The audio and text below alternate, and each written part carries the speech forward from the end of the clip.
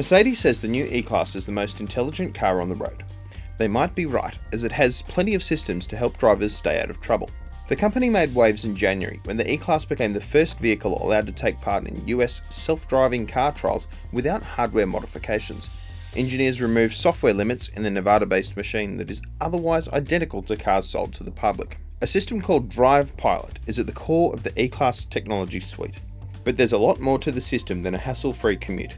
The new E-Class is able to reduce the likelihood of a crash in a variety of situations.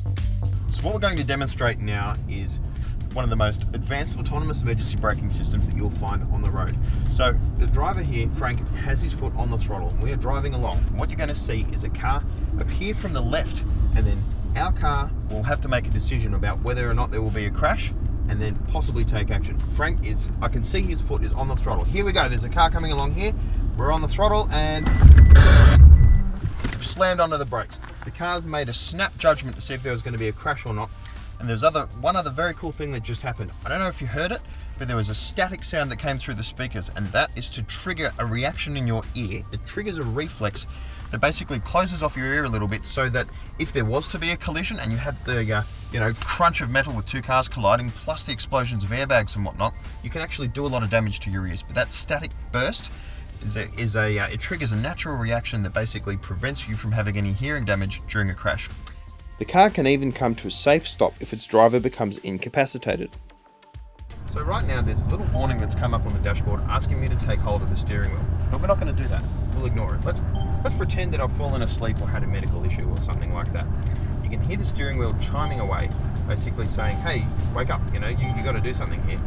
But we're ignoring that warning, and the car is reducing its speed very gradually. So we're doing 100 kilometers an hour. Now it's just 80, 70, 60. We've got the hazard lights on because we're going quite slowly.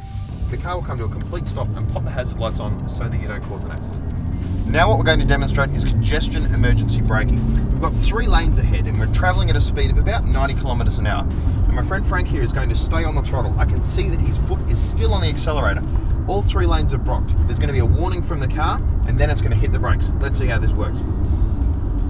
Getting pretty close now. A warning, a little bit of braking, and a lot of braking, maximum braking effort, but we didn't hit anything. That is a very cool feature, and his foot is still on the gas. I can see now it is still on the throttle. Basically, the car will take over and make sure that you come to a safe stop where there is no other option to turn. In some circumstances, the car might encourage you to steer away from a hazard, but in this case, when there's nowhere to go, the car will smash the brakes on and hopefully bring you up to a full stop. While those are serious scenarios, this car is still capable of clever touches to wow your neighbours. A new smartphone interface allows you to unlock, start and even park the car using your phone. While that might be a little bit of a gimmick, the feature will be welcome for people with tiny parking spaces or a lack of confidence when parking. While the remote parking app is a very cool feature, it's something that Australian buyers are going to miss out on for the short term. You can't buy a self-driving car yet, but cars are getting closer than ever to that claim. The new E-Class represents a significant milestone on the road to fully autonomous vehicles. This might just be the smartest car on the road.